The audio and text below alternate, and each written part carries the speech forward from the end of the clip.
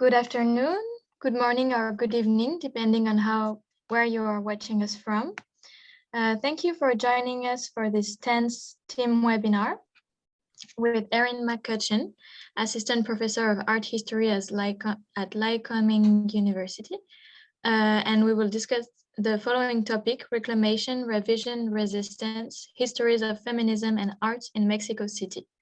My name is Esther Provo-Michalak, and I am the International Development Assistant at Aware. So this webinar is organized by Aware and moderated by Maura Rayleigh, who is the coordinator of TEAM and the director of the Zimmerli Art Museum at Rutgers University, co-founder of Elizabeth Sackler Center for Feminist Art at the Brooklyn Museum, and author of Curatorial Activism Towards an Ethic of Curating. So to start with some technical information for the audience, this webinar will be 1 hour and 30 to 1 hour and 50 minutes. We will have 1 hour of presentation and then a time for discussion and answer to your questions. Your camera and microphones are automatically muted, but you can and you are very welcome to interact with us through the discussion tool and to ask your questions through the question and answer box at the bottom.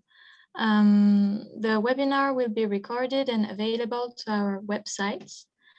And before we start, I would just like to say a few words about Aware. So Aware is a nonprofit, French nonprofit based in Paris.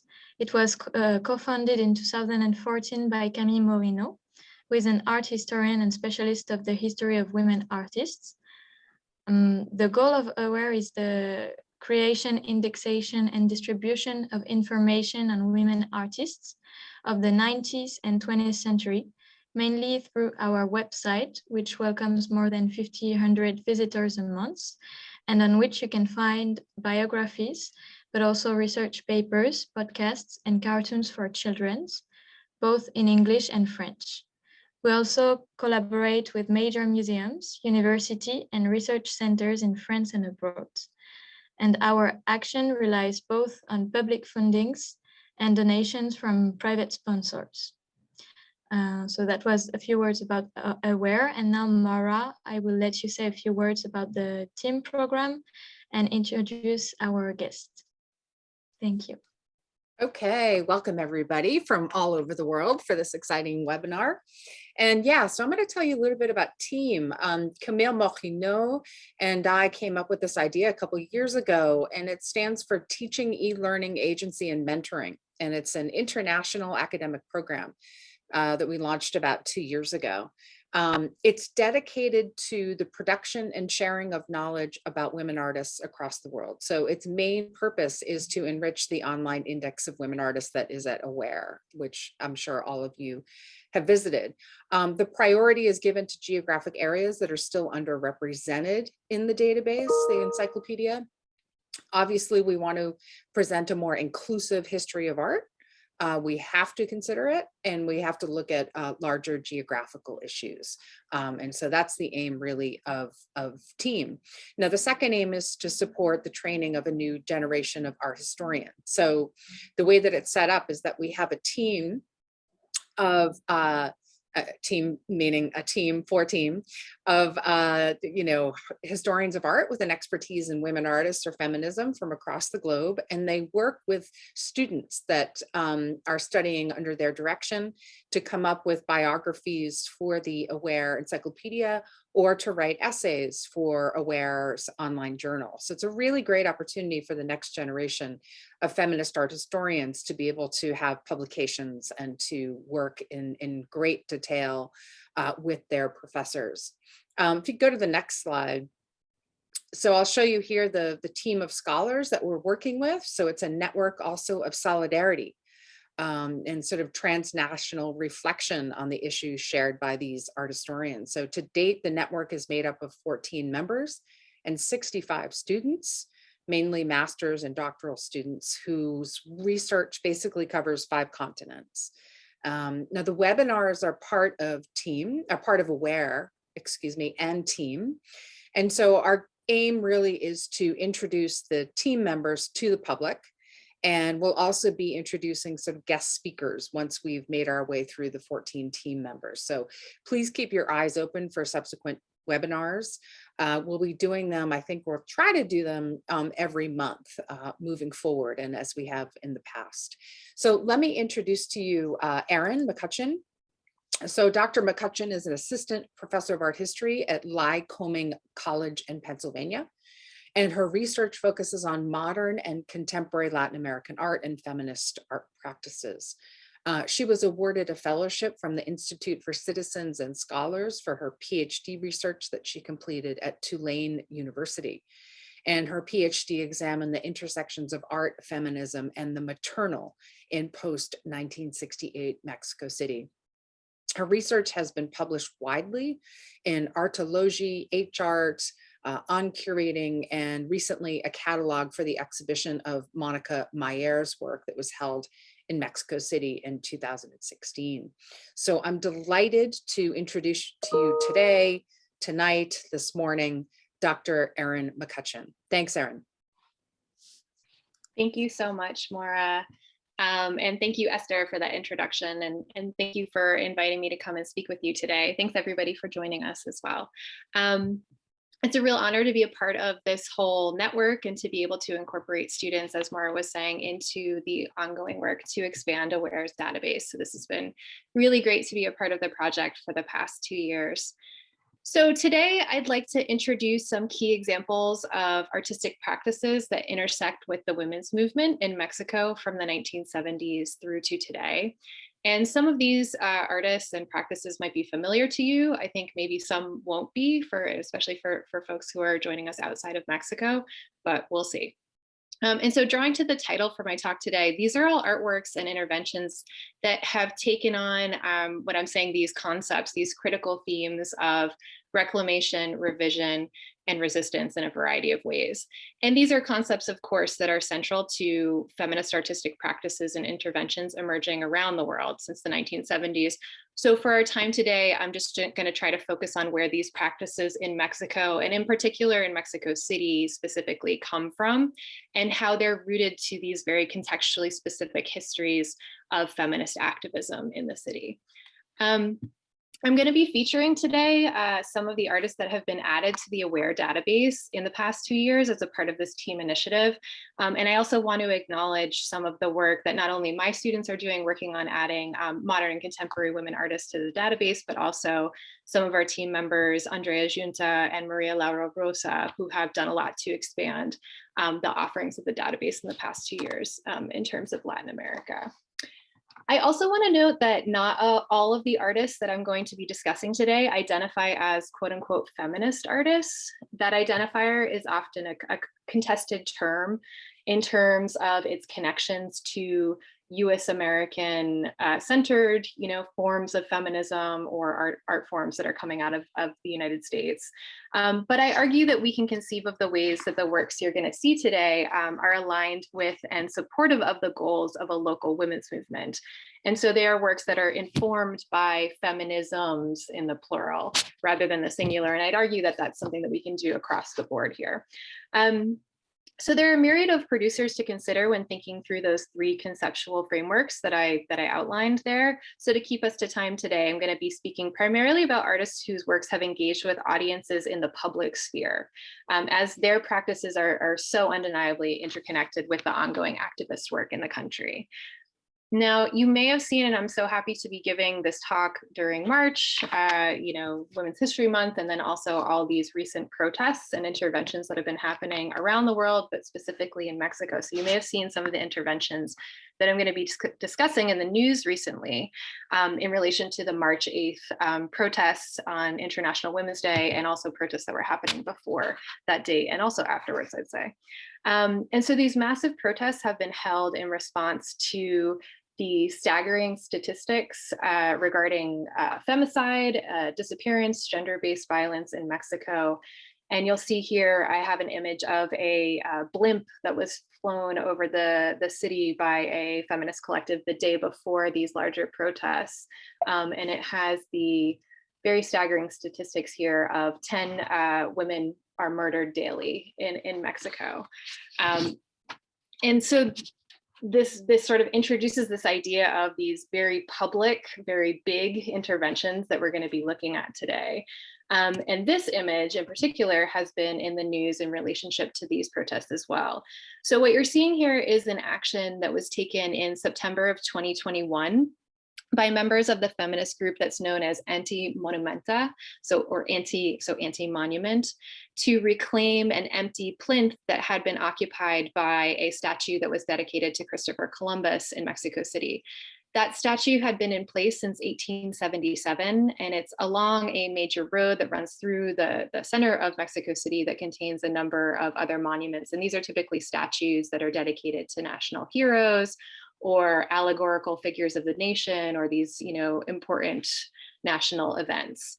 And so the Columbus statue was removed in 2020, and it was right before a planned demonstration. It had been the target of protesters and was surrounded by a protective barrier. And this was in the midst of, if you think back to 2020, international protests around the world and removal of problematic statues that was happening. And so this is going on in Mexico as well. Now, what happened with that statue, so we have the empty plinth here on the left-hand side. The city actually planned to replace it with a monument that was dedicated to Indigenous women.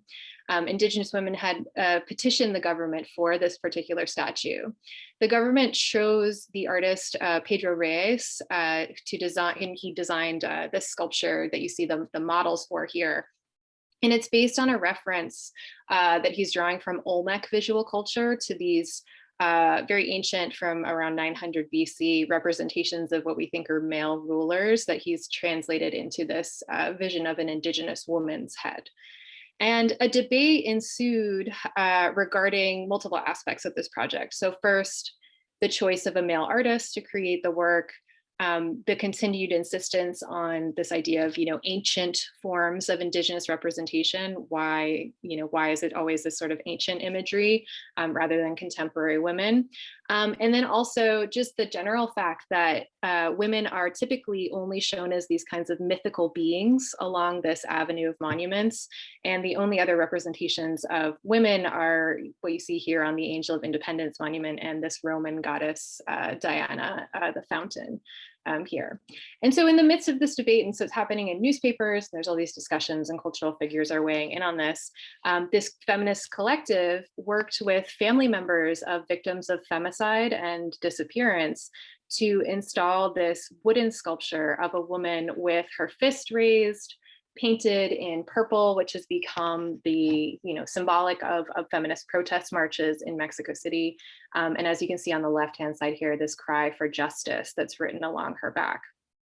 They also intervened in the barriers that were surrounding the plinth originally, that were protecting it from graffiti that had been happening against the Columbus statue. And so they intervened in these barriers with the names of missing and murdered women. And they collectively reclaimed and renamed the space. This translates to the roundabout for women who fight. And so prior to this, it was the roundabout for Christopher Columbus. And so they've renamed the space.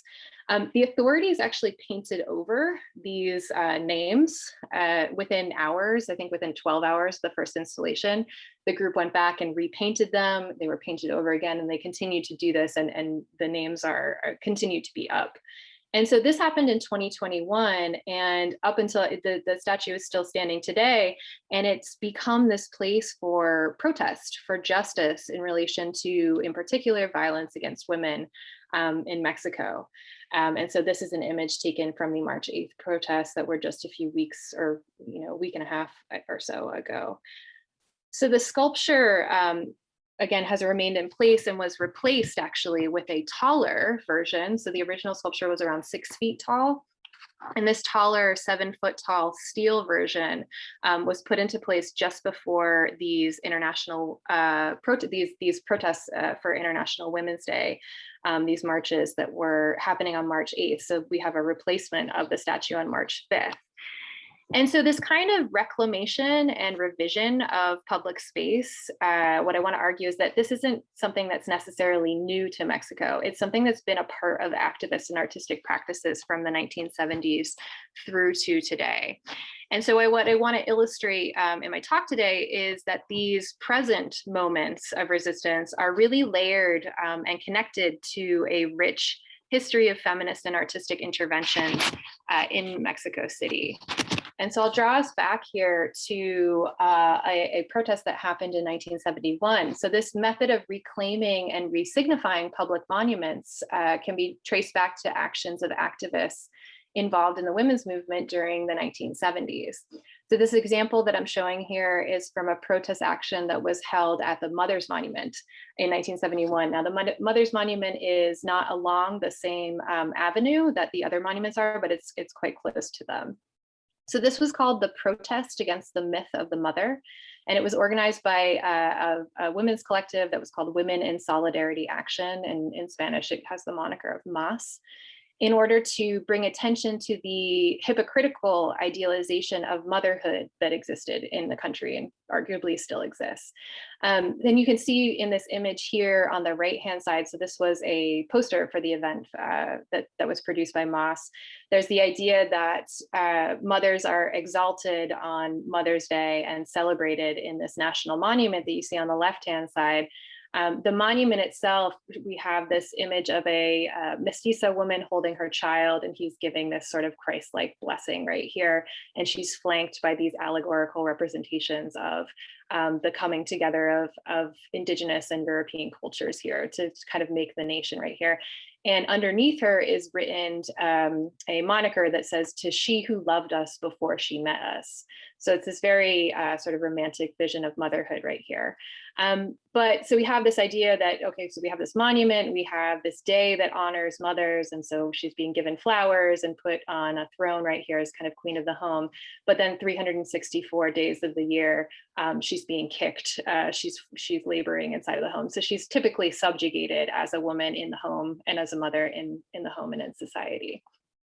And so looking at the pamphlet that the organizers passed out to the public, so it's estimated around 150 people attended this protest. The group really intended to open up a conversation about women's identities and their position in society. What I find most interesting about this is that these activists aren't rejecting motherhood, but rather asking questions about motherhood. So the front of the pamphlet basically says, "We are mothers, and what else?" There's this idea of opening up that identity to contain a multitude of different kinds of aspects, and also saying, in this question, what is the role of the mother in the world? And they're saying, we don't really know, but let's decide together. Let's figure this out together. Let's work together and give this some kind of meaning from our lived experiences. And this action was unexpectedly quite visible. Participants in a beauty pageant had showed up to the protest, and they end up on the news. And so it makes its way into this kind of broader sense of visual culture outside of its physical intervention. This protest, the primary protest in 1971, is considered a kind of starting point for a new wave of women's activism in Mexico. And groups continue to use the monument itself as a space to organize surrounding the goals of the women's movement. In particular, it was a flashpoint to agitate for the decriminalization of abortion, or this concept of voluntary motherhood. And so an example that you're seeing here is by the Coalition of Mexican Feminist Women, where they are protesting in 1979 at the monument, staging a funeral procession for women who died in clandestine abortions. And so there's a funeral wreath right here on the right-hand side with common instruments that were used to induce those kinds of abortions. Feminist activists, women's activists are choosing to protest at the monument in order to gain this great level of visibility, to reach the widest public that they can in order to create change. And in particular, if we're thinking about abortion rights, access to abortion varies by state in Mexico. The first state to legalize abortion was Chiapas, and that wasn't until 1991. In 2021, the Supreme Court decriminalized abortion prior to 12 weeks, but it's been noted that the implementation of that new ruling is kind of spotty state to state, but it's also been noted that continued public activism was a major factor in driving for this change. In the 1990s, these activists were successful in adding another plaque to the monument. So underneath where it says to this woman who loved us before she knew us, it says because her motherhood was voluntary. So they're intervening in this monument physically, but even without this plaque, they've arguably transformed this particular space into a space of activism. It's a space for denouncing the lack of care by the state, rather than this kind of romantic celebration of motherhood in the nation. And in particular, it's become this rallying space for other groups that are seeking justice, in particular for victims of disappearance. And so here's an example of groups that have formed since the 1970s by mothers and by families of the disappeared in the 1970s, thinking about the disappearances that happened during Mexico's Dirty War following the events of 1968. But families are still using the space to seek justice in relation to these continued conditions of disappearance. And as a side note, the 2017 earthquake destroyed the Mother's Monument, but it was quite quickly rebuilt. And I think that also speaks to the endurance of these public symbols and the concepts that they represent. So this is this new plaque that was put onto it after it was rebuilt. So part of my goal today is to walk through the context from which these practices emerge, and also in part, what I see is a few essential features that unite these practices. And one is that this aspect of collaborative intervention and this revision of symbols in public spaces is really essential to understanding the intersections between the women's movement and art making in Mexico, and in particular, Mexico City. So artists were involved in those early women's movement protests. For example, on the right here, you're seeing Monica Meyer, who is an artist who's very central to an understanding of the histories of feminism and art making in Mexico. This photograph is taken by another photographer, activist, feminist, Ana Victoria Jimenez, who's a founding member of these groups. She edited and published a feminist paper called Siwa, and she has an extensive archive of documentation of the women's movement as well. So they're getting together in these movements. These artists are influenced by the movement, but they're also influential forces within the women's movement, and they continue to be up till today. So an example of this is the installation of this steel version of the sculpture at the Roundabout for Women Who Fight in anticipation of the March 8th International Women's Day protests in 2022. This event included a reactivation of Monica Meyer's now iconic work of feminist art known as the clothesline, which was originally done in 1978. Here, her clothesline was installed around the garden surrounding the monument space, and it's called the clothesline of denunciations, and they're soliciting responses regarding sexual assault, and in particular, trying to raise awareness about why women often don't report sexual assault.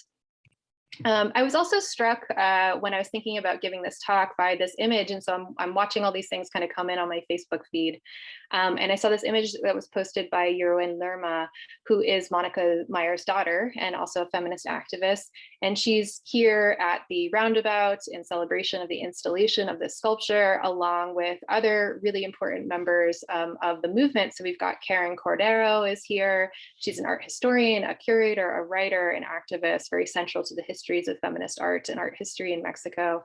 With Monica Meyer, we've got Julia Antivillo, who's a performance artist and activist and an art historian of this kind of younger generation, and then also other activists and trans activists that are present at the monument for this event. And it just really struck me as encapsulating another important aspect of these histories as being profoundly interconnected and very intergenerational. So they're linked to this ongoing work of activists, artists, curators, art historians, cultural workers. And so what I'd like you to come away with is an understanding of how these actions are, again, they're built on top of and relation to one another. They're not these discrete, segregated moments of activism, but they're really, really intertwined and in conversation with one another.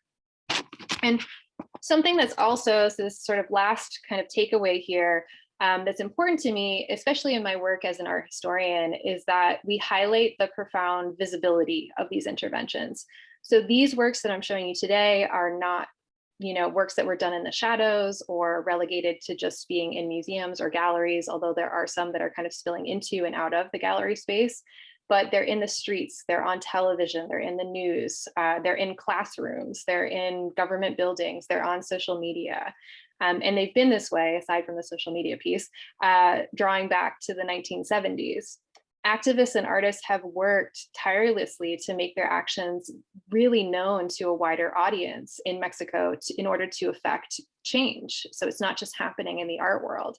And I'm emphasizing this notion of visibility because I find that often is the case with women artists broadly, and especially when we talk about artists that are working outside of a kind of US American or Western European center, they're often discussed in terms of their marginal status. And while sometimes that might apply, I want us to continue kind of resisting that conceptualization, especially with these works that are really, really central and visible. So they're central to understanding a history of Mexican activism and art making. So Mexico has been highlighted as a key center for feminist artistic production. It is one of the few places in Latin America that was acknowledged by these kind of big blockbuster feminist exhibitions. So I'm pointing here to WAC, Art in the Feminist Revolution, that included some pieces by Mexican feminist artists. And then also the more recent Radical Women exhibition, which was a groundbreaking show. And the curators in the catalog state that this is the kind of one place in Latin America that had a really defined and organized feminist arts movement. So if we're thinking that, okay, so there's this feminist arts movement in Mexico, where did this emerge from and what is it informed by? And so I see it as informed basically by 4 key factors. The first to consider would be this legacy of popular protest in Mexican history, in particular the events of 1968. So in 1968, we have young citizens that are protesting in large groups against government corruption and arguing for democratic reforms, which ends up resulting in the 1968 Tlatelolco massacre, which is hugely impactful, where the state opened fire on citizens, subsequently covered this up, resulting in this period of dirty war, fear, violence, impunity, all these things. But focusing on the impact of participating in social movements, we have lots of young women in the movement, many of them now students inside of universities. And for many, this was their first experience with activism. And that's not to say that there wasn't a women's movement prior to this. Women get the right to vote in Mexico after 1953. And following that period, it's spoken about in feminist theories as this kind of somewhat a period of stagnation. There's this generational kind of divide. And so their participation in the 1960s in this movement really raised awareness of their agency. They were able to challenge traditional gender norms by being very vocal, active, out in public, political. So it's this very empowering situation, but it was also quite frustrating at times, as they were often sidelined due to these insistent ideologies of gender. So for example, not many women were given leadership positions in the movement.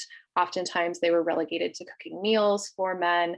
And an artist recalled seeing a slogan that said, ladies, support the movement, like make love to your men.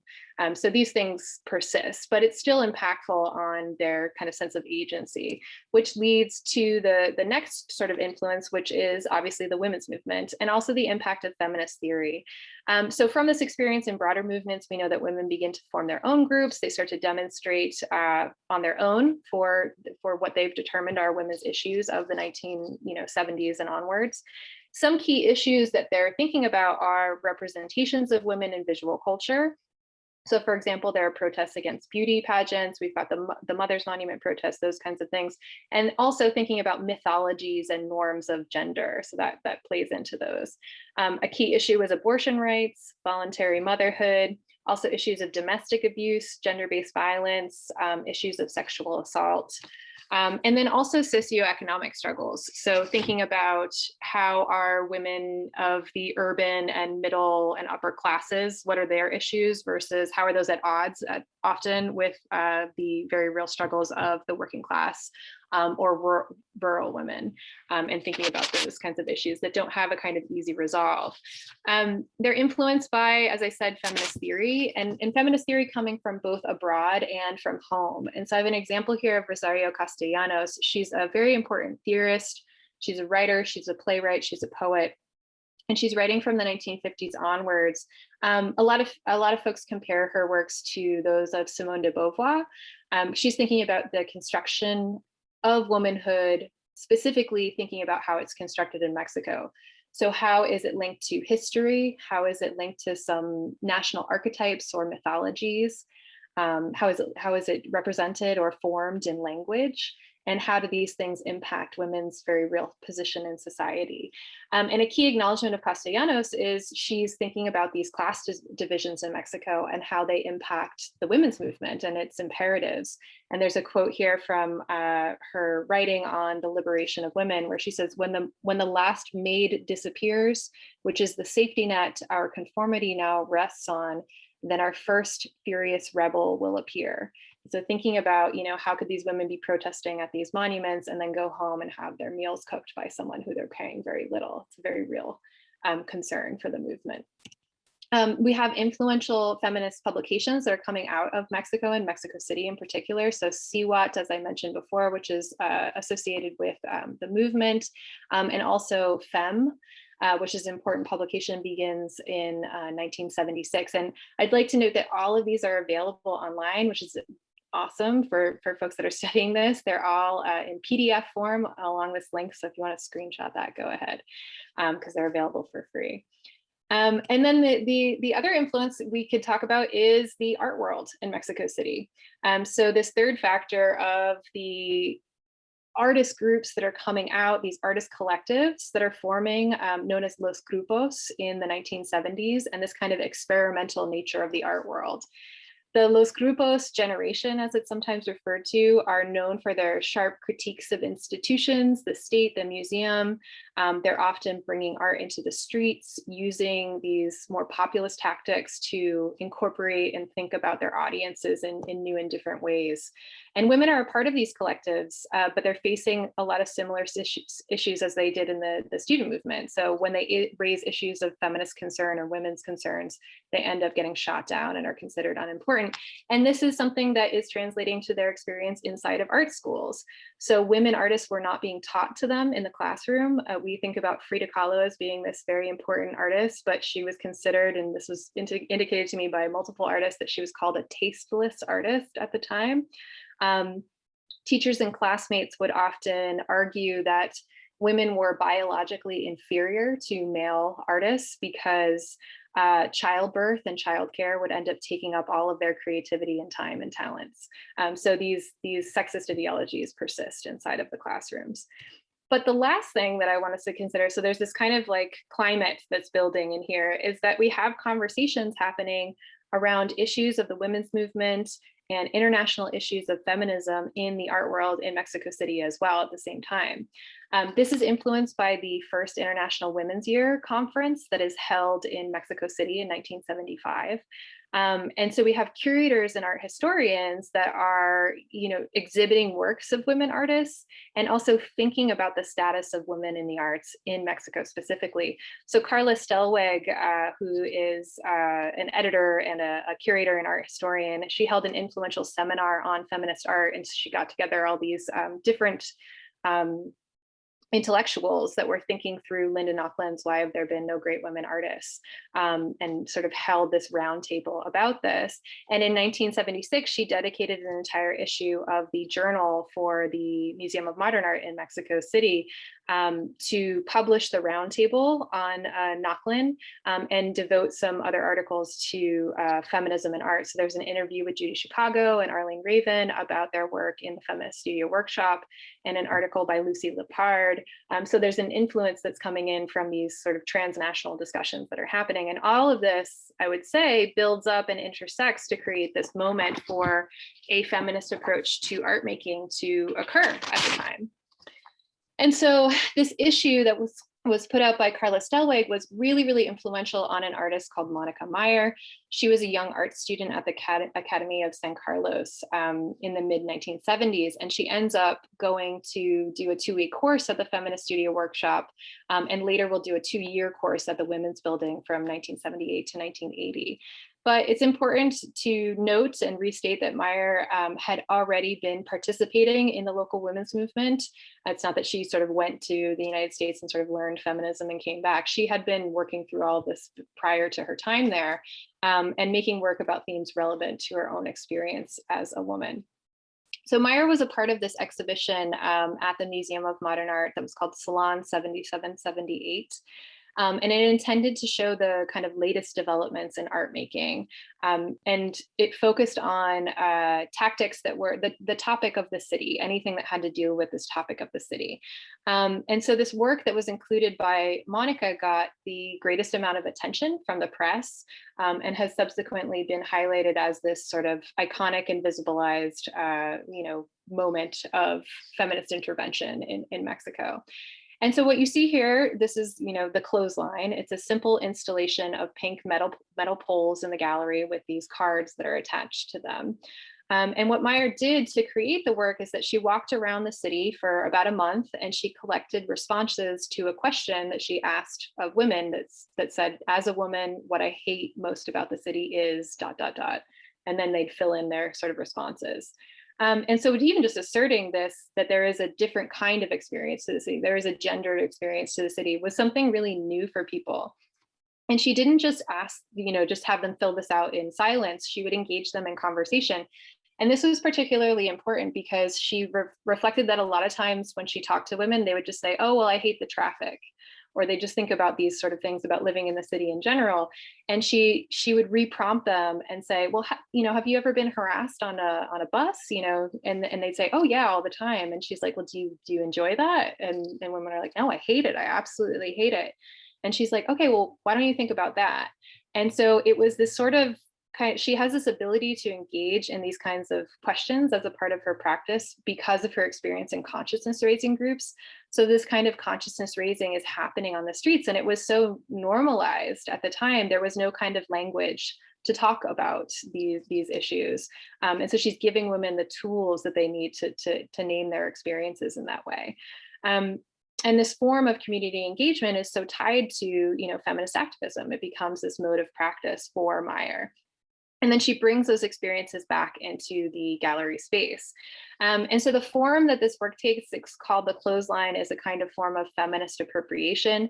The clothesline as an object associated with women's labor in the home, labor that often keeps women from making art, that is transformed into an artwork here and a tool to speak to feminist concerns. There's this kind of metaphor for cleansing that happens with the clothesline. So we see all these experiences that are kind of airing out the dirty laundry of the city in this action of care to air out those responses. And it ends up taking on a life of its own. Women begin to intervene in the gallery space on their own. They start to write in their own cards. And I think the simplicity of the object, this idea of like the accessibility of participating in it, of just writing something down, it gave women the permission that they needed to intervene. And it gave them the space to acknowledge that this is wrong. This is something that needs to be changed. Meyer always says with this work that it happens, the work happens when it's read. It's creating conversations. And so it's potentially this sort of transformative action when everybody's sort of reading and engaging with this. So she redoes this work several times. The first instance was in Los Angeles in 1979.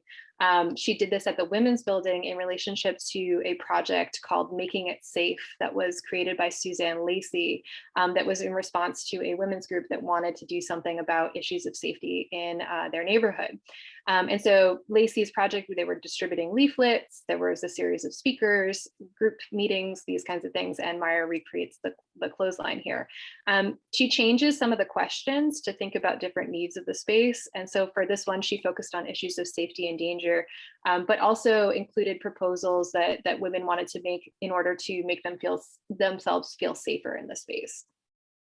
It's since this time, since the 1970s, been reactivated several times, both in Mexico and abroad. And every time Meyer does this kind of reactivation, she'll hold workshops with the community to try to determine the kinds of questions to ask.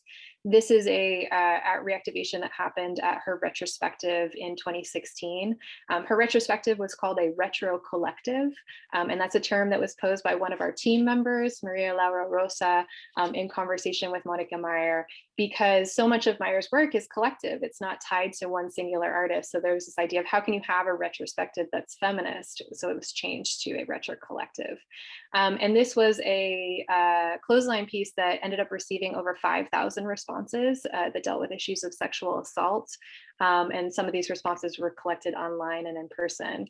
And here's the kind of unification of all of those responses there. Year 2017 was a big year for the clothesline. Monica was doing an installation at the National Museum of Women in the Arts.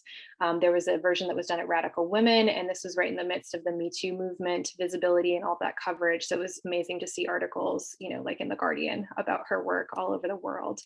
It's not always done by Meyer herself. Sometimes she's just sort of a consultant on these reinstallations. This March alone, there are installations in Japan, Venezuela, Chile, Colombia, multiple locations in Mexico. Here's a shot from Chile. I was fortunate to do a version of this work with my students last fall, and the project really does take on a different form. The needs change in each context and sort of environment that it enters into, but it's really endlessly translatable into these different spaces. It really kind of speaks to the simplicity of the piece and its accessibility. So Meyer formed the first explicitly feminist art collective in Mexico in 1983 with the artist Maurice Bustamante. The two met during this exhibition of the clothesline when it was on display in the museum. And Bustamante was a founding member of the influential art collective that was known as No Grupo. She's a writer and activist and artist herself. And they named the group after a folk remedy for getting rid of the evil eye. And their mission behind the group was to critique and transform the image of women in a patriarchal society. So it was a tall order. And they used performance tactics, and they often use humor to disarm people and to achieve their goals in their projects. And so this is their first performance, which was done at a protest against rape in Mexico City in 1983. And what you see here is that they're making a kind of witches brew. And so calling themselves witches is a kind of derogatory term for feminists. And their brew was to give the evil eye to rapists, to kind of, ward off rape. And so if you read through the ingredients here, there's some funny ingredients, but so there's the hair, you need the hair of super feminists. But you also need serious things like the powder of voices demystifying rape, or a drop of men that help fight in the fight against rape. You also need legislation. So saying all these factors that are important to actually ward off this.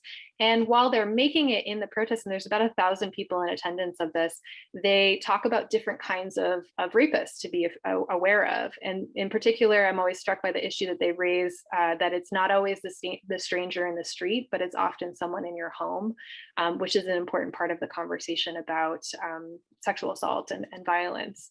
And in terms of an artwork, I mean, their tactics are moving them outside of the gallery and into these new spaces where they're reaching a different kind of audience and a wider audience. So here, specifically the activists of their day. Education was a really big part of their practice. And they often would go into educational spaces as they have these kinds of built-in mechanisms for dialogue with an audience. And there are also these sort of spaces where sexism is taught and learned. They gave a series of over 30 lecture performances, what they call lecture performances, at educational institutions, so primarily for high school age students. And in these talks, they would use works by women artists to have discussions around the key issues of the women's movement. So using art to explain the movement.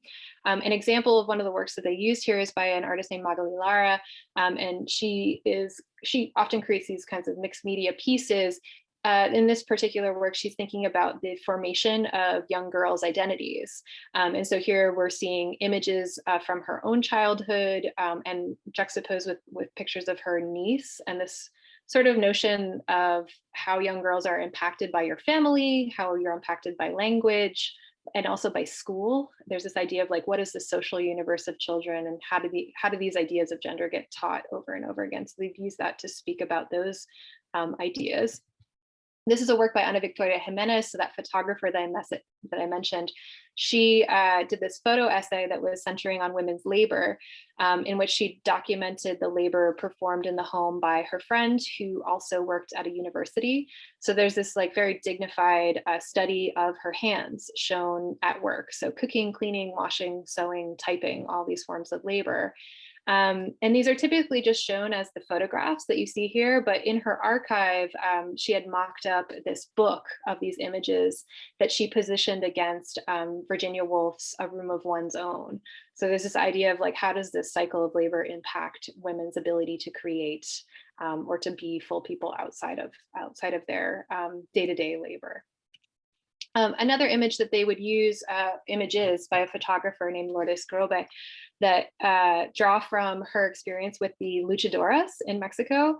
So lucha libre is this freestyle wrestling. It's very theatrical. These mass wrestlers, very inherent to sort of Mexican, culture. And they very much epitomize the ideals of masculinity in Mexico. So this idea of strength, aggression, power, violence. And so Polvo de Gallina Negra would use these to talk about domestic abuse, but also to think through the ways that these luchadoras, so the women wrestlers, are challenging traditional constructs of women as being these sort of damsels in distress and sort of acting against this. And then also these are some images from a series called the Double Fight or the Double Struggle right here. So showing these luchadora women in both their physical strength and resilience, but also their tenderness. And that title sort of referencing this idea of women going to work and then coming home and working as well. But overall, using art to talk about these concerns of the women's movement and bringing them to a younger audience and those who might not go to a museum, but to understand the intersections of art with political issues. And so these performances, these lecture performances, were a part of their ongoing project that was basically just called Mothers, ! And this is their longest spanning work, in which they attempted to challenge the stigma that was put onto artists who are mothers and challenge stigmas about motherhood in general. So there was this common belief that you could, and that I believe persists today, that you can't be a serious artist and a mother simultaneously. And so what they do is they subvert that. They make this decision to become pregnant. They call it a scientific experiment and a feminist project. And they perform through their pregnancies and afterwards, but they'll perform with these exaggerated bellies, these prosthetic bellies, to raise some of these concerns. And their most well-known performance was when they were guests on this big talk show in Mexico City. So it's kind of, if you're in the United States, akin to Good Morning America in the United States. And so what they do is they talk about what feminist art is, which is amazing, for 1987, and their goals of their group. They also, you see here that they're impregnating the host, and it's intended to be funny, to kind of open up this conversation that's quite serious about of motherhood. They talk about the glorification of mothers, the kind of unreal expectations that are put onto women to be perfect as mothers. And they talk about different kinds of mothers. So there's this idea that you can be a good mother, you can be a bad mother. There's no in between, but in reality, women are whole and complex people. And this is an incredibly visible event. It's seen by over 200 million people, it's been estimated. It aired in the United States as well. So again, they're bringing these forms of practice to a much wider audience, and they're giving the public an experience of a mother acting in a really, really different way. So they're reclaiming motherhood and showing that mothers can be the ones who are taking charge of conversations. They're the ones making art. They're enacting feminist discussions. Another group that is central to understanding this earlier moment was created, is a feminist collective that was created outside of a workshop that Meyer had held on feminist art making. And the name for this group, Tlacuilas y Retrateras, is a Nahuatl word, so an indigenous word for women scribes and portraitists. And this group decided to collaboratively investigate for their biggest art project the continued significance of the quinceañera celebration.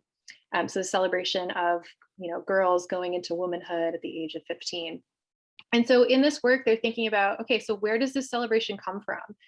How is it maybe ritualizing certain harmful gender norms, and can it be revised? Can we revise this ourselves?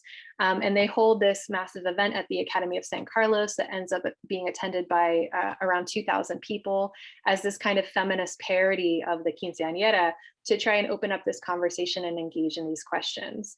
And the event ends up becoming this forum for contemporary artists. So they hold a public exhibition of works that are dealing with the topic of the quinceañera from a feminist perspective.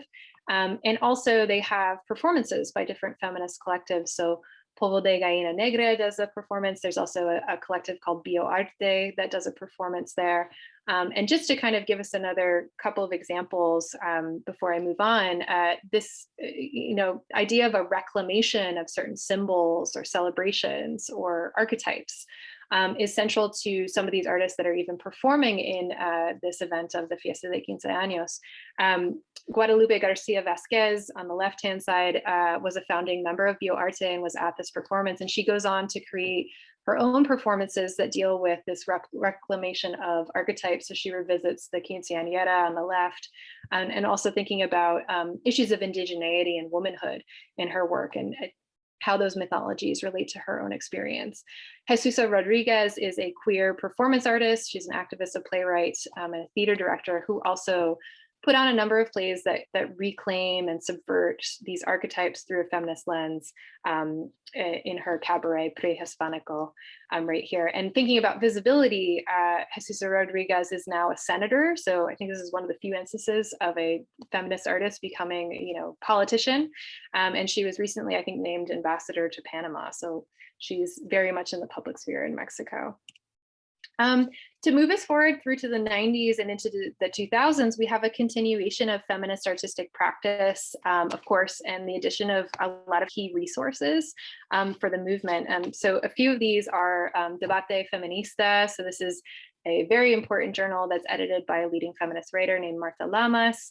Monica Meyer produces a text on performance art in Mexico, published in 2004. She's also writing for El Universal, and also this work called Archiva, which is a documentation of feminist works in Mexican history that she's performing in various places, comes out of this time period. Another key aspect in terms of resources is the installation of MUMA, which is the Museum of Women Artists in Mexico. And this is an online resource for exhibitions and publications that's established in 2007. 2007 is also a big year for feminist art history. So we have Karen Cordero, who is a very important member of the histories of feminist art in Mexico. She publishes this influential volume of Crítica Feminista en la Teoría e Historia del Arte, which has translations of works by Griselda Pollock, Laura Mulvey, alongside writing by Mexican feminist artists and theorists in this volume in 2007. We also have some major exhibitions that come out from Karen, and I'll kind of have to skip over these for time, but these are this is Ana Victoria Jimenez's archive that she's reactivating here, and then also Monica Meyer's Retro Collective, which endeavored to be a kind of exhibition of the history of the feminist movement. There's also just a very quick slide on some publications that have recently come out that are dealing really specifically with feminism and art in Mexico, published from the kind of 90s and through to today. And then also publications that are centered on Latin American feminisms that have come out. Julia Antevilo Peña, writing from Mexico. She's a Chilean scholar, but writing specifically about Latin America. And then these works by Junta, and obviously Radical Women and its interventions from 2017. So a major issue, for coming back to kind of the art world and the feminist world of Mexico, a major issue for the women's movement and in public art making through to today, from the 1990s through to today, has been femicide and gender-based violence. So during the 1990s and early 2000s, the murders of women in Ciudad Juarez gained increased attention on a national and international stage. And so this is when hundreds of women were beginning to be reported missing or found dead, and these crimes often went uninvestigated with victims often being blamed for their deaths, which has only continued through to today. And so we have a number of artists of this younger generation that are making work that is thinking through this new condition that folks are living through. And so this artist and activist, Lorena Wolfer, is using her body as a kind of stand-in, often in her works, for women's bodies as the location of violence. How is the body a kind of contested personal site, but also a national site as well? So in this work, Mexican Territory, her nude body stands in for the national body as she's subjected to torture. And there's a slow, steady drip of blood onto her stomach over the course of 6 hours in this performance, while a recorded voice is endlessly repeating, "Danger, you are approaching Mexican territory." And so her work here calls to mind this notion of the nation's passivity in responding to the political crises it's facing in this era. We could think about the bloody relationship between women's bodies and the nation, going back to colonialism, and also the very voyeuristic consumption of violence and trauma that applies to Mexico, but also more broadly. Another work from the same period, If She Is Mexico, Who Beat Her Up? She is performing here physically as an abused runway model who is dressed in the colors of the Mexican flag.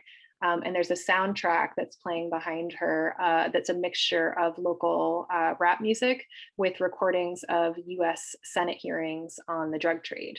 In this very disturbing image that we see here, but calls to mind some of those other representations. And I see her works here as standing in a really stark contrast to the common kind of 19th century imagery of the nation. So instead of these pure and often very white, angelic women flying through the air, we now see this beaten and bruised and bloodied body as a representation of the Mexican nation. Wolfer also used art as a way to intervene in public spaces with feminist messages during this period and onwards. So this particular work here consisted of 10 billboards that she put up around the city. And what they're doing is they parody a notorious department store marketing campaign. So this particular department store was trying to kind of revamp their image and appeal to a younger clientele.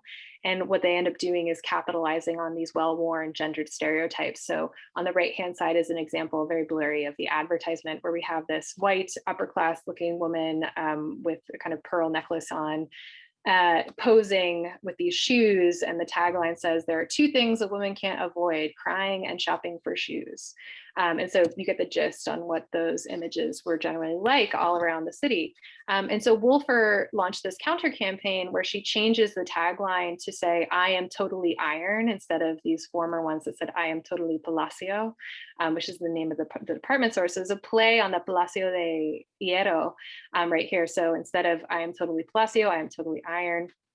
And refocusing them on the everyday experiences of women in the city. So for example, she changes the scenarios to center on the harassment that women receive on public transportation. So she's altered this tagline on the left to read, "The problem is that you think my body belongs to you." Or in this one, asking, "Who teaches you to be a woman?" And so going out into visible public spaces and intervening in those spaces where women are often, abused and assaulted and harassed with these kinds of feminist messages right here. An example of a more recent intervention into public transportation is by an artist named Serrucha. She identifies as what we call an artivist. So this idea of an artist and an activist is an increasingly popular term, and this idea that these two identities are truly inseparable in many cases. So this is a photographic collage of more than 100 women that was installed onto 9 subway cars and on columns inside of the subway station spaces in this station in Mexico City. They were done on subway line 1, which is the pink line. And that was chosen because one of its stations, the Pino Suarez station, had the highest rate of complaints of sexual harassment in 2019. And so with this work, you can see the photographs. We have all these women that are holding hands together, women, trans women, young girls, intending to show the kind of dignity and diversity of women and also focus on their strength in an effort to really reclaim this space in which women are often violated. And her title here, Trinchera, refers to the existence of a war on women that has been named by the women's movement, by the feminist movement, as being perpetuated by the state. Going back to Lorena Wolfer's work, so she continues to make work today, we have her piece, the survey on violence against women, where she's continuing this tradition of feminist artistic practice in terms of asking questions in public spaces. So here she set up places around the city, in bus stations, in the city center, some in universities and marketplaces, for women to complete a survey on their experiences with violence. More than 2,000 women end up responding, and the results are shown inside of the Museum of Modern Art. And you'd also receive a button. So you get a red button if you had experienced violence and a green if you hadn't. And so there's this idea that you might continue those conversations outside of your participation in the survey itself. Somewhat similar to this, we have her recipes against gender violence. So here she asked women who had experienced gender violence to share their recipes, their solutions, their ways of avoiding this. So against gender violence during a performance in the Zocalo, in the city square. And she had the responses printed out onto lampposts that were installed in Chapultepec Park, which was outside of where she was having a retrospective of her work in 2015. And I find these very, very reminiscent of Polvo de Gallina Negra's work in the protest, here seeking participation, but then posting that advice from women who have experienced it in these very, very visible public spaces. A major aspect of recent shifts in conversations in the women's movement and within feminisms in general has been on the part of trans activists in Mexico. So Mexico has the second highest rate of murder of trans people in Latin America. This is next to Brazil. It's also, I think, important to note in terms of the Americas, the United States has an incredibly high level of violence against trans people as well. In the last decade in Mexico, there's been a surge in violence and murder of members of the LGBTQ+ community, and it's estimated that more than half of these victims are trans women. And it's also important to note that all of those statistics that I just gave you are quite faulty because they depend on these crimes being reported and also being properly investigated, which we know most often they are not. So Leah Garcia, who you're seeing here, she also goes by La Novia Sirena, is a trans performance artist of this younger generation whose work often seeks to reclaim and reinscribe public spaces in relationship to her lived experience and that of many other trans women. And so this performance is a part of her ongoing Encuentros Afectivos project, in which she intervenes in public spaces of the city with her body and interacts very intimately with the public in ways that reflect on her experience of transition. So like the Fiesta de Quince Años, she's thinking about the quinceañera, but you'll see that this is called Mis XXY años, so calling attention to chromosomes here. So she's thinking about what are these patriarchal constructions of this public celebration of womanhood? How does this celebration of womanhood really, it really links bodies to these gender norms, but she's also calling attention to this idea of the quinceañera as a celebration, and it's a public celebration of the body that is often denied, or in most cases denied to trans women. So here she's taking control and ownership of this and using it as a public action to celebrate her transition quite visibly as this act of resistance in public spaces. And so these works are really building upon the earlier projects of the 1970s and 80s, but updating them and translating them in terms of the movement and its new context. A major aspect of production in recent years has also centered around this issue of memorialization.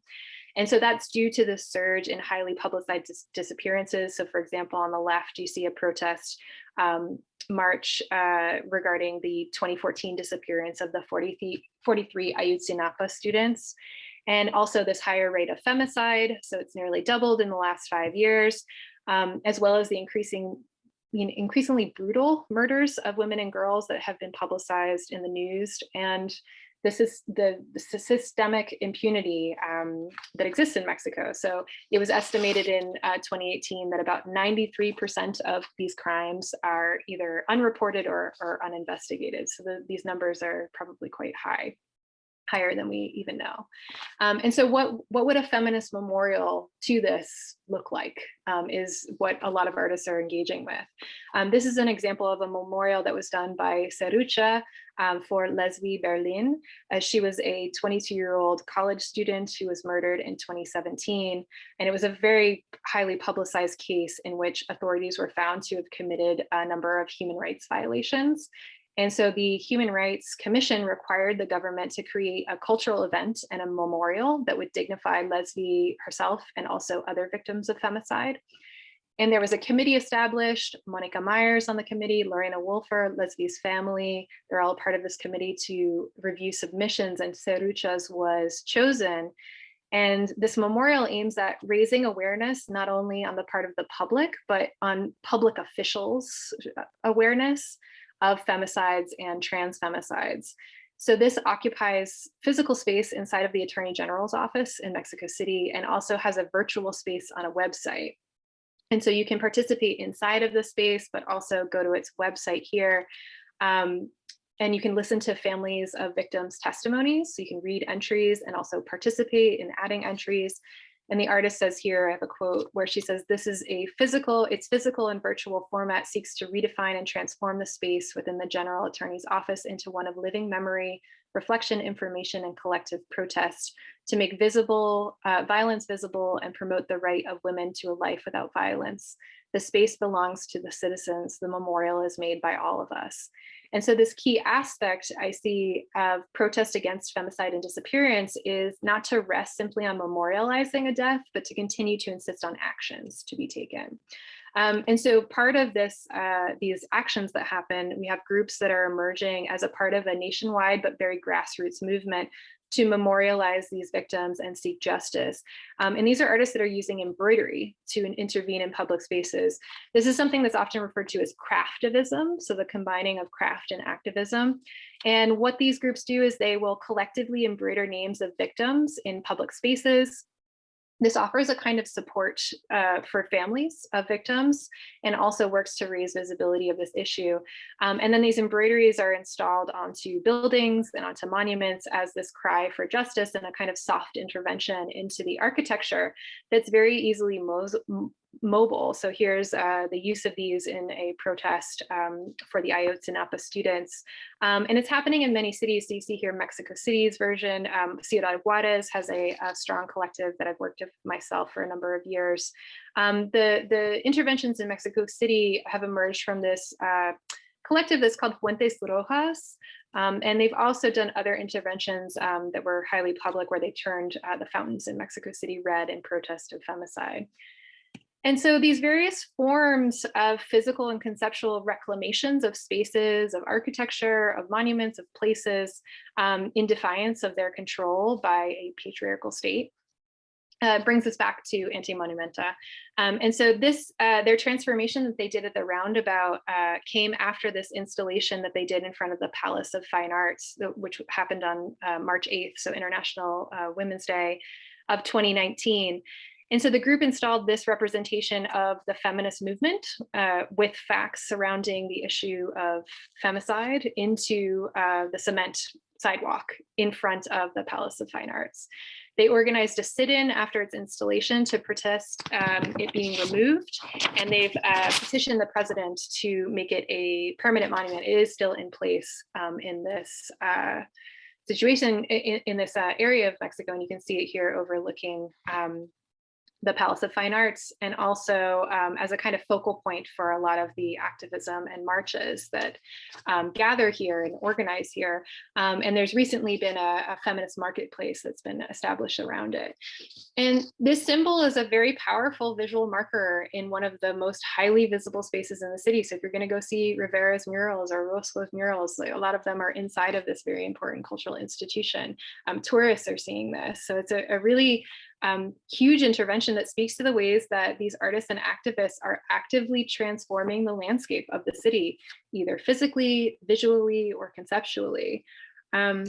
And what we see happening today, to kind of conclude these things, is I'm arguing that it's built on top of these layers of feminist histories in Mexico City. They're tied to these legacies of artists and activists that have been working to reclaim and revise and resignify these symbols and spaces. They draw upon the knowledge from these histories and are often working across generations to develop particular strategies that are accessible to a wide range of audiences, that are readily visually understandable. These interventions often center on public participation and collaboration in order to stand collectively in solidarity and also in defiance of patriarchal control. And so ultimately, these examples I see as speaking to the power of art and its ability to transform our understanding of these contested symbols and their spaces, turning them into sites of community, healing, justice, and ongoing collective feminist struggle that cannot be ignored any longer. And so that is, I had one last slide, I guess, but that is, I love this image here that I just found. It was posted by El Universal of the march that happened on March 8th of this year, that says, women artists in the feminist fight, right here. But with that, I thank you for your time. I'm surprised I kept this to, an hour. And I look forward to any questions that any folks have. So thank you. Yay. Thank you, Erin. Thank you. Oh my God, that was amazing. And I learned about so many artists that I don't know about.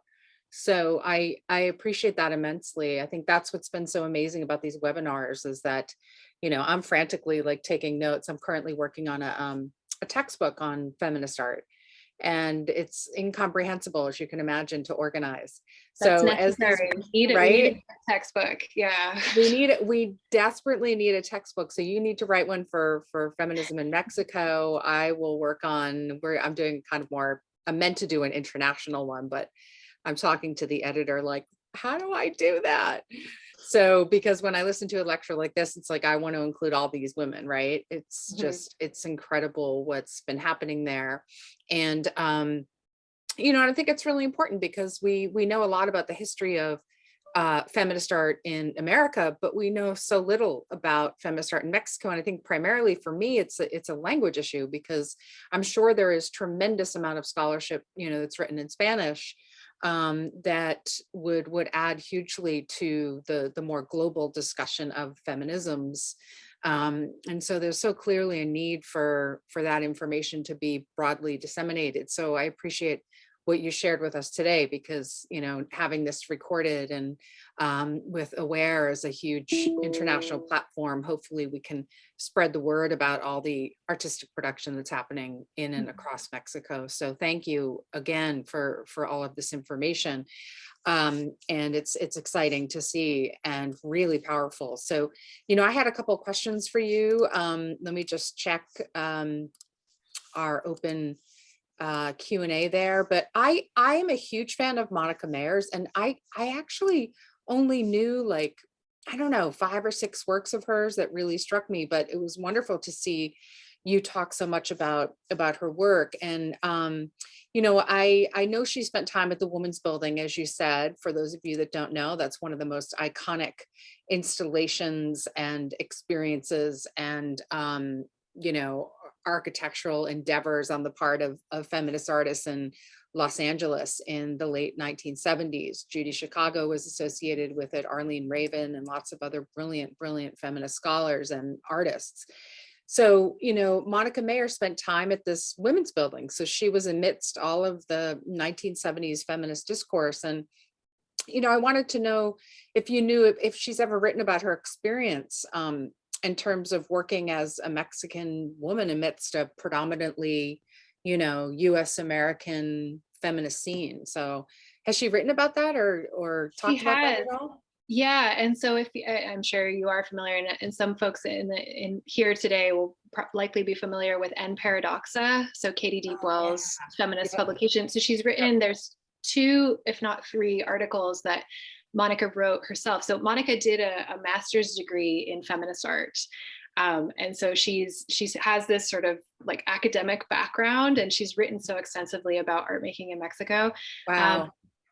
And so she published, and it's available in English and in Spanish and in Paradoxa. And I believe all of the articles are for free online at this moment. I'm not sure. Oh my God, Katie Deepwell, we love Yes, you. Thank great. you. And so in that, there's one article that's called "On Life and Art as a Feminist in Mexico," I believe is the title. And she talks through her whole trajectory and talks about her experiences in the women's building. Okay. Suzanne Lacey was really, really influential on her, and I find, like, and Monica, I talk so much about Monica, and I've skimmed the surface on all of her works too, because she has this whole like two-dimensional production that's amazing. It should be delved into as more. But Suzanne Lacey is really akin with her practices. So this idea of like a mixture of performance with pedagogy is something that she's all about in her kind of workshops. Yeah, that's true. So that was really influential in her time. So she was thinking about pedagogy before going to the women's building, but it really kind of solidified a lot of those factors. She's also, and this is in these publications as well, if people are interested in this, I've asked her about her time in the women's building because she created another work that was called Translations.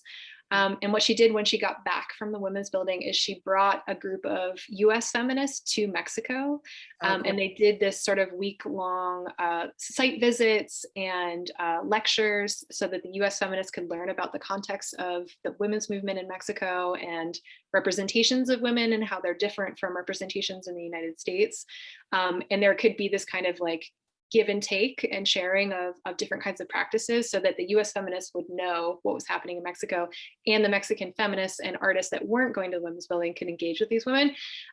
There was a little bit of a disconnect in terms of different kinds of feminisms. And it goes back to what I said of like, not everybody identifies as a feminist artist because it's sort of attached to this kind of bourgeois 1970s vision of what maybe feminism was for some folks there.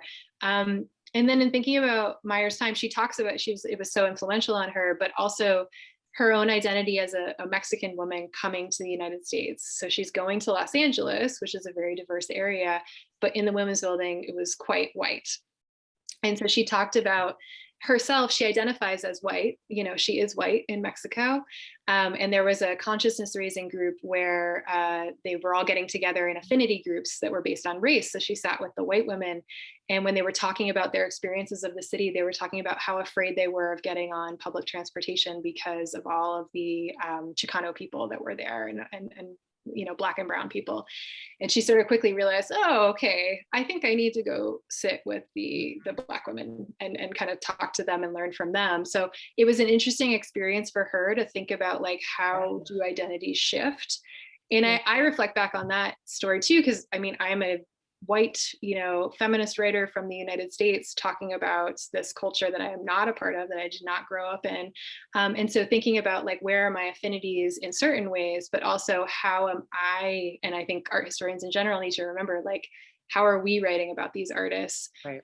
In terms of their national heritage versus their racial identifications in Mexico. So it's a fascinating time. And also she talks about how symbols are different. So the Chicana movement was very much kind of about this reclamation of the Virgin of Guadalupe, and it's sort of valorization of it. And she was saying, I saw the Virgin of Guadalupe as like this oppressive, figure.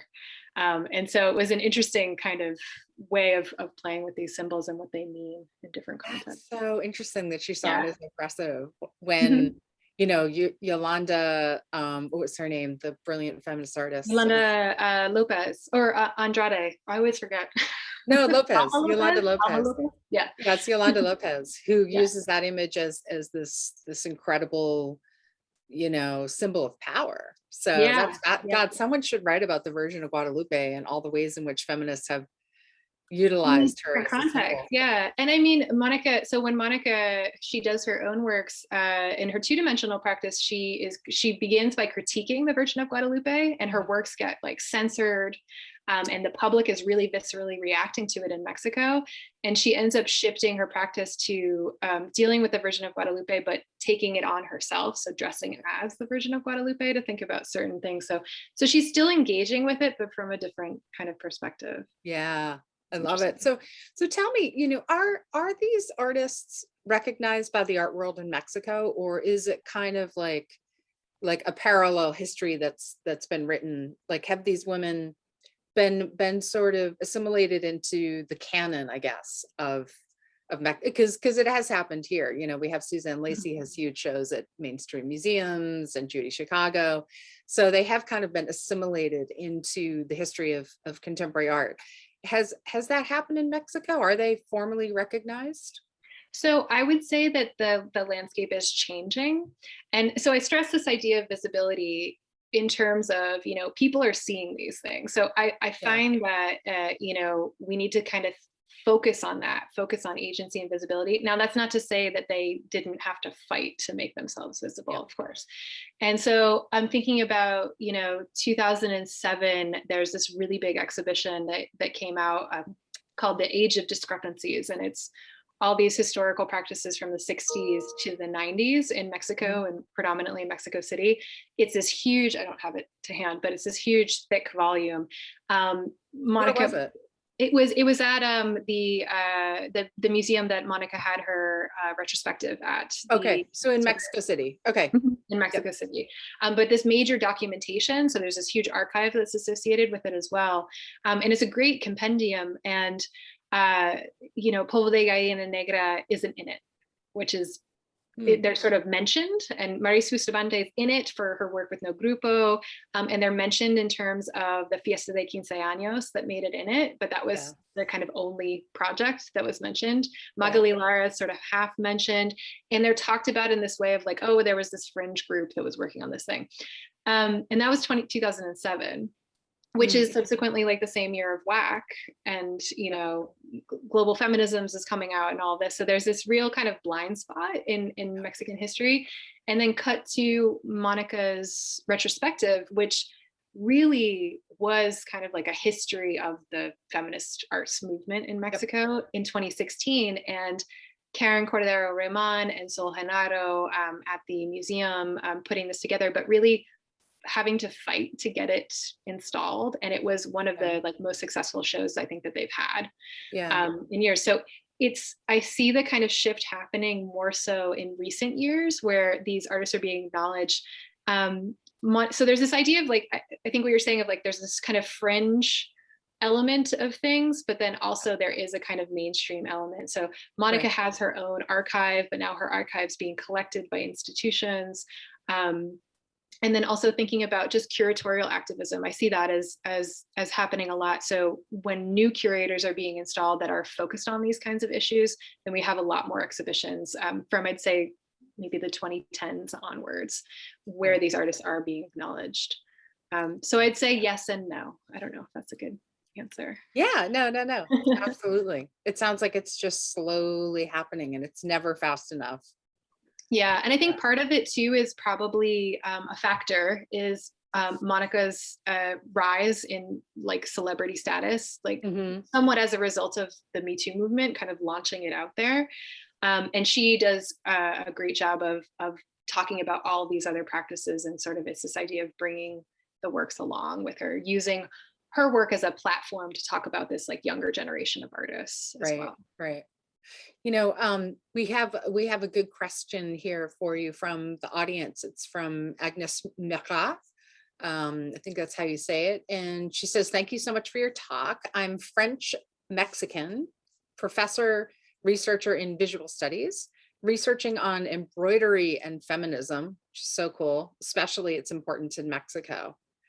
I live in Paris right now, and the importance of Mexican and Chilean artivism, maybe activism, has been important in the last 2 years. These artists and activists have helped so much transform the March 8th march or protest into a very intense creative moment. That was just a comment, not a question. She says, it's something that I have been noticing, the powerful influence of Mexican and Chilean activism in France, but is it maybe in other countries in Europe as well? I mean, I see, and so her term that she's using there, artivism, that is actually a term that's popular in Mexico. So artivismo is like art, like craftivism, art and activism, or artivists, you know. Or I like that. Yeah. Yeah, Agnes agrees. Yeah, so I think it's so interesting, this embroidered practice. I think about this. So I've worked with a feminist collective in Ciudad Juarez for the past, I think, 4 years now, called Bordeamos por la Paz.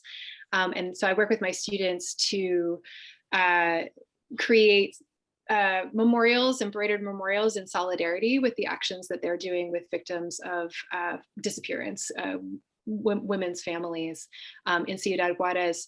And I know that there are multiple sites in Juarez and in Chihuahua and all these places in Mexico.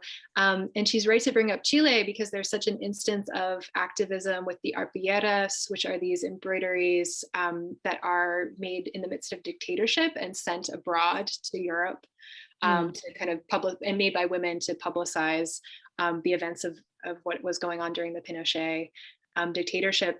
In terms of artivismo that's outside of, or craft or embroidered, I haven't come across it, but I'm assured there is. I'm thinking of a brilliant scholar named Ana Maria Reyes, who writes about Colombian practices, and I believe I attended a talk where she was talking about these things. So she would be a good person to look up about in textile and interventions. And then also there's a really great book that I'm sure Agnes has called Fray by Julia Bryan Wilson that has, I think, a couple of these interventions. So I'm more knowledgeable about what's going on in Mexico. Yes, yeah, it's a great book. But I don't know about Europe. I don't know if you can speak to that, Maura. I mean, there is craftivism that happens in the US for sure. Yeah. You know, I was thinking as you were talking about a piece that I included in an exhibition that I recently curated by Teresa Magoyes. And it was about embroidery. And I don't know if Agnes knows this work, but it was Guatemalan women who were, it's a video, and they are seated on the side of this beautiful lake. And I'm forgetting the title, apologies, it's in Spanish. And they are embroidering a beautiful, already embroidered piece of fabric, but it has blood all over it. And it's the blood from a woman, femicide, that a woman was killed, and it's the blood from her, as maybe someone covered her corpse or something after she died. So they're embroidering this piece of fabric, and they're talking about violence against women and how each of them has experienced it. It's so profound. It's one of the most profound works I've seen in a really long time, but it's a work that includes embroidery, but in a different way, you know. It's interesting because she's picking up on that being an important practice for women in Guatemala, embroidery, and in Mexico as well. And its connections to these indigenous histories. I'm thinking now of an artist named Tania Aguiniga, which is, she's an artist who is in Tijuana and in San Diego. She's Mexican, but has lived on both sides of the border. And she uses embroidery techniques to create conversations with people across the border. So she's creating these, she has this work called Border Quipu, that's thinking about the histories of the quipus, which are these record keeping systems that we've kind of lost because of colonization, the languages that they are speaking, these objects from the Andes, and using those to tell stories of border crossings. So people will make knots in this quipu who are crossing from Mexico to the US and sort of write their stories down. So there's all this work that's happening with craft and textile in different ways from I think a very profoundly feminist lens. Yeah, I mean, clearly in the United States, we have to nod towards Faith Ringgold and Miriam Shapiro and those from the pattern and decoration movement, who really, really worked hard to get craft recognized as fine art, or at least in the United States. They're so critical to that history. I was thinking also of the scholar Jenny Sorkin, I think, who has written so extensively and beautifully on craft. She's an incredible resource too for those that are interested in craftism. So Jenny Sorkin. So we have one other question. It says, hello, Erin. It's Celia Vara from Spain, a member of the Feminist Media Studio at Concordia University in Montreal. So cool. Hello, Celia. That's so cool. I just want to congratulate you for your talk and for your research. It was lovely to listen to you today. About influences of feminist art in Mexico, I'm sure there is influences in artists in Spain, she says. Yeah, I mean, so in thinking, hi Celia, she's a lovely person. I haven't seen her in a long time, but Yay. Celia and I met in Mexico, and she's Spanish, but she was coming and met at Monica's archive at a Cool. feminist meeting. But so Celia, if she's asking about influences of artists in Spain on Mexican practices. I'm thinking now, oh, she's Italian. I'm trying to kind of grasp here. I mean, the Spanish artists that come to mind are, not feminist. In my mind, I'm thinking about like Santiago Sierra, which would be decidedly like not a feminist artist working in the contemporary sphere. So I'm not actually sure of the Spanish influence on art making in Mexico City at the time. You could probably tell me, Celia. All right. I guess I have one final question for you. Celia says she's thinking about it. And the final question is, whether or not the landscape of scholarship, on feminist art has changed in recent years. I was just kind of curious about that. Yeah, I mean, I think that as you mentioned earlier, it's, in the last, say, decade, so much more is available and accessible online in Spanish and in English, but definitely much more is available in English. And I think this idea of translation is really important, especially in terms of having feminist theory in Mexico translated into English, but also vice versa, because a lot of stuff is being produced now in English. So, for example, I think the Radical Women catalog was published in Portuguese for the Pinoteca installation of Radical Women, and I think it's available online in Spanish, but there's not a hard copy in Spanish. Mm-hmm. And so there is a sort of a lack of publications, I think, that are going back to Mexico. So there's a kind of a disconnect there. But there's been so much more interventions in terms of curatorial work that's been really, really interesting, and I think essential in terms of the development of like, okay, so we've moved away from recovery, from the kind of insistence on these artists are here and they're making work. And now it's sort of situating in analysis. So what is there a Latin American feminist art? And so I think Andrea Junta's publication, but also Julia Antivilos that I showed you there, thinking specifically, Julia's work is thinking about this kind of theory of performance art in Latin America. What are the kinds of contours with that? Myself and another art historian in Chile, I think a lot about motherhood and how motherhood has informed a type, not all feminist practice, but a type of feminist practice. Myself thinking about it in Mexico, and her thinking about it in Chile, and how motherhood and the experience of making work as a mother and a feminist in the midst of these often horrific regimes, especially in the case of Chile. Mexico didn't have a dictatorship, but obviously had a soft dictatorship at the time. How did that kind of inform a feminist consciousness? So thinking more about like, what are the works doing? What are they speaking? And I get stuck in the 70s, 80s, but in making this talk today, it like really emphasizes to me, like, that's where a lot of these newer practices are coming out of and responding to as well. So they're not distinct. And I see that that's where it's at. And in terms of feminist scholarship specifically, I mean, there's a lot of intersections there. A lot in Mexico, there's been a lot of focus on Sayak Valencia's work on gore capitalism. And so she's taking this lens of thinking through the conditions of violence in Mexico specifically, but as a kind of a microcosm of neoliberal conditions. And so, what are the economies that are producing the conditions of violence, and how does that intersect with gender as well? Because it's oftentimes violence against trans bodies, women's bodies, in this kind of a way. To understand what's going on in Mexico. I know that some folks feel there's kind of too much of an emphasis on this in terms of the feminist politics of Mexico, in terms of the focus on violence. However, as we see, this is such a huge flashpoint for the movement, the women's movement in Mexico as well. And I also just want to mention a brilliant feminist writer and historian, Francesca Gargallo, who passed away this last month, but she's written extensively about the feminist movement in Latin America and in Mexico. And she was a really great voice. Is her work in Spanish or English?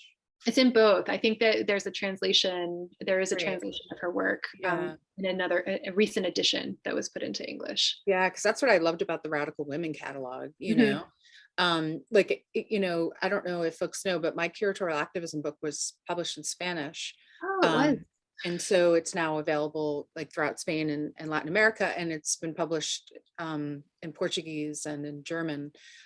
Parts of it in various publications. And you know, the importance of translation is so critical, isn't it? It's like, you know, we're talking about you know, we don't want to be majority English, but you know, a lot of the scholarship is being published in English, and it's like, it's the reverse for me. Like, I want my ideas to be published in different languages, because you want your ideas to be impactful. And I was just thinking too about when I curated Global Feminisms, Linda and I kept that very much in mind, because we wanted experts from across the globe to write for the catalog, because we didn't want to presuppose as white women to understand what it means to be a feminist artist in Guatemala or Kinshasa or you know, even Sydney.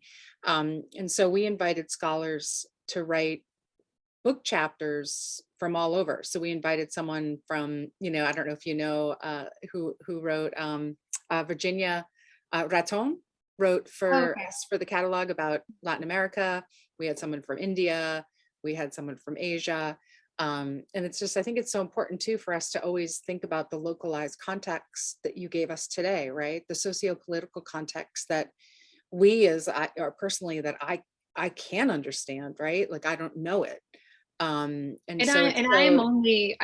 been invited into, I've been, you know, living in Mexico. And I think it speaks to the collaborative nature of, in particular, like from my outsider experience of being in Mexico and being welcomed into like Monica Meyer's home, and, you know, Julia having me over and, you know, talking about things. Anna Victoria showing me her archive, and they do this first. It's not just me, I'm not special. It's all these people that they open their world up to, because it's this collaborative effort to make things better. I know, but I admire and I'm envious of that you can straddle that, right? That you can go in and be part of this and welcomed into a culture that you say you're not a part of, but you really are, because you've been welcomed with open arms. You're fluent in Spanish. It's like you still can get a sense, like a really good sense of what it means to be a feminist in Mexico. And I'm jealous in the sense that I wish that I could do that with like France or other countries that I love. So I think for young researchers, it's this idea of like immersion. If you have the ability to go, I mean, when I went to Mexico, I just sort of kept showing up to things and was like, hi, I'm here, you know, and then so it kind of just was like, I'm a presence. And so you sort of get involved in that. But that's, and also just thinking about in Mexico too, there's so many, like Julia Antivilos is Chilean, Maria Laura Rosa, who's on our team, she's Argentinian, but she's very connected to Mexico and also to Chile. Like her and Julia just did an exhibition in Chile. And so there's all this like transnational exchange that's happening. Karen Cordero is from New York, but she moved to Mexico in the 1980s, I want to say early 80s, and, you know, is there now. So there's all this kind of crossover. Yeah, it's amazing. Yeah. Well, I want to thank you for a extraordinary talk and Q&A, and clearly we have some folks with great questions who are very invested in the subject as well. So that's wonderful to see. So thank you, and thank you to everybody who came today, this morning, this evening, wherever you are, to hear Erin share this incredible work with us. So I will just say too, if anybody wants to email me about any resources that I mentioned or anything, I'm happy to make publications or anything that I have available. That's wonderful. Thank you so much. All right. Are we okay, Esther, to say goodbye? Yes. Thank you. Thank you very much. And if you want to be informed of the next team webinars, You can do that by our website, Aware's website, or you can like our Facebook page, because we put the events, and we also relay that on our Instagram, which is Aware Women Art. So I will just put the links here if people want to do. Great. That's awesome. Thank you, Esther. Okay. And thank you very much. Yay. Thank you, Erin. Yay. We'll see you all very soon.